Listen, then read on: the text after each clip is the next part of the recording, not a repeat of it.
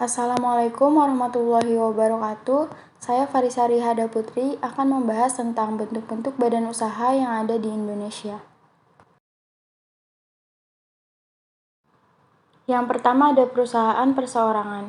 Menurut Murti Sumarai dan John Supriyanto, perusahaan perseorangan adalah badan usaha atau perusahaan yang dimiliki, dikelola, dan dipimpin oleh individu, di mana tanggung jawab atas aktivitas dan risiko perusahaan ditanggung oleh orang tersebut. Ciri-ciri perusahaan perseorangan diantaranya proses pendiriannya relatif mudah, begitu juga pembubarannya. Pemilik perusahaan adalah individu atau keluarga. Permodalan usaha perorangan biasanya tidak terlalu besar dan bisa melibatkan harta pribadi. Keberlangsungan usaha tersebut tergantung pada pemiliknya. Sistem atau cara mengelola usahanya sederhana. Nilai tambah atau nilai penjualan usahanya relatif kecil. Perusahaan perorangan dapat dipindah tangankan sewaktu-waktu. Yang kedua ada firma.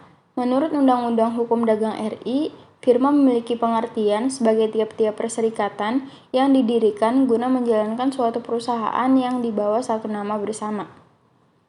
Menurut Harmaizar, firma memiliki ciri-ciri sebagai berikut.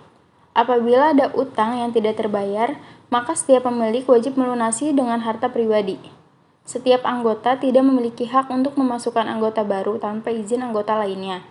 Menggunakan nama bersama untuk firma. Firma bertanggung jawab penuh terhadap perbuatan para mitranya dan saling percaya antar mitranya. Tidak berbentuk badan hukum dan tidak perlu memberi kuasa khusus ke setiap mitra dalam perbuatannya. Yang ketiga ada perusahaan komanditer atau CV. Suatu badan usaha persekutuan yang dibentuk oleh seorang atau lebih yang mempercayakan dana atau barang asetnya pada seorang atau lebih yang menjalankan suatu perusahaan dan berperan sebagai seorang pemimpin untuk meraih tujuan secara bersama-sama dengan suatu tingkat keterlibatan yang berbeda pada tiap anggotanya. Ciri-ciri CV yaitu memiliki pendiri 2 orang atau lebih, terdiri dari 2 sekutu, yaitu sekutu aktif atau sekutu komplementer dan sekutu pasif atau sekutu komanditer. Sekutu aktif mengelola perusahaan, sekutu pasif menanamkan modal. Hanya boleh didirikan oleh warga negara Indonesia, sementara warga negara asing tidak diperkenankan mendirikan CV. Modal pendiriannya tidak ada batasan minimal, syarat pendiriannya cenderung lebih mudah untuk melakukan kerjasama dengan lembaga-lembaga resmi. Yang keempat ada perseroan terbatas, yaitu badan usaha berbadan hukum yang mana modalnya terkumpul dari berbagai saham, dan setiap pemiliknya memiliki bagian dari banyaknya lembar saham yang dimiliki oleh masing-masing investor. Ciri-ciri PT adalah sebagai berikut. Modal perusahaan PT didapat dari lembar saham yang dijual dan obligasi. Perusahaan PT tidak memperoleh fasilitas apapun dari negara. RUPS atau Rapat Umum Pemegang Saham akan menentukan kekuasaan tertinggi perusahaan. Setiap pemegang saham memiliki tanggung jawab atas perusahaan sebanyak modal saham yang ditanamkan. Pemilik saham akan mendapatkan keuntungan saham dalam bentuk dividen. Direksi adalah pemimpin utama perusahaan PT. Yang kelima ada perusahaan negara. Perusahaan negara adalah perusahaan yang modalnya untuk seluruh kekayaan negara Republik Indonesia yang dipisahkan, kecuali jika ditentukan lain atau berdasarkan undang-undang. Secara umum, perusahaan negara atau BUMN memiliki ciri-ciri sebagai berikut. Operasional dikuasai oleh negara sebagai pemasukan negara. Pemerintah memiliki kendali penuh, semua risiko kegiatan usaha ditanggung oleh pemerintah.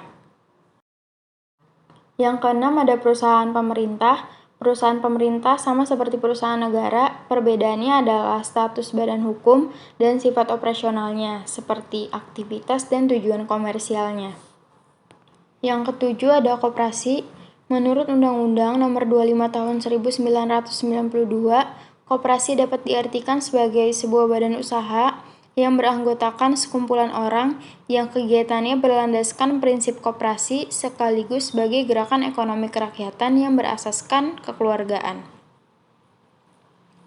Ciri-ciri koperasi yaitu merupakan kumpulan orang-orang atau badan hukum koperasi berjuang untuk mencapai kepentingan ekonomi para anggota dan masyarakat untuk meningkatkan kesejahteraan hidup, mengabdi pada kepentingan kemanusiaan, merupakan kepentingan bersama seluruh anggota dan para anggota turut menyumbangkan karya serta jasanya dalam rangka mencapai tujuan bersama, merupakan wadah demokrasi, ekonomi, dan sosial.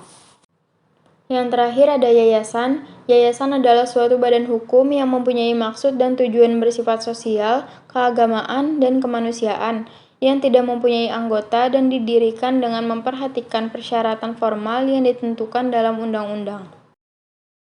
Ciri-ciri yayasan sebagai berikut. Yayasan dibentuk dengan memisahkan kekayaan pribadi pendiri untuk tujuan nirlaba, tujuan religius, sosial keagamaan, kemanusiaan, dan tujuan ideal yang lain. Yayasan didirikan dengan akta notaris atau dengan surat keputusan pejabat yang bersangkutan dengan pendirian yayasan.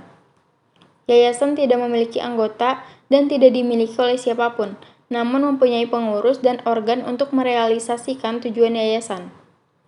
Yayasan mempunyai kedudukan yang mandiri sebagai akibat adanya kekayaan yang terpisah dari kekayaan pribadi pendiri atau pengurusnya, dan mempunyai tujuan sendiri yang berbeda atau lepas dari tujuan pribadi pendiri atau pengurusnya.